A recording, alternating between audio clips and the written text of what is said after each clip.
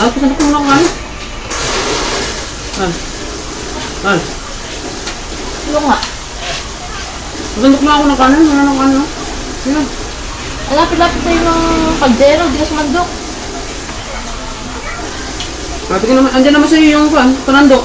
Ano ko sa bundok? Sandok na ako ng kanin. Unti lang naman. Unti lang. Sa ayaw po sulo ng ospital ang isang lalaki matapos saksakin umano ng kanyang misis sa gitna ng pagtatali. Base sa investigasyon ng mga pulis, galit si misis matapos siya utusan ni mister na sumandok ng kanin gayong mas malapit siya sa kaldero. Nagkaitan sila hanggang umabot sa pananaksa. Paliwanag ni misis sa mga pulis self-defense daw ang nangyari. Ito naman ang mga anak tila may depression raw sa pag-iisa. Ay, ano nga sabi mo sa akin mo? Ha? Papasando ko ng kanin? Hindi. Ako na, kaya ko na ito.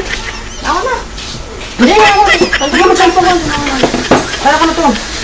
Ako na. Hindi, kaya ko na.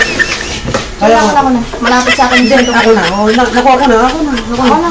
Hindi, ako na talaga. Kaya ko na ito. Magandaan ako, kaya ko na ito. Malapit sa akin yung sandok, diba? Hindi, nakuha ko na nga. Habot ko na. Okay. Kaya ko na ito.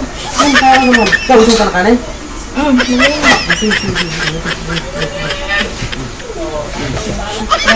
Salamat. Okay na? Sige, sige. Ayun ka na. Ayun ka na. Kaya ko na mali ko. Basta kailangan ko na kanin.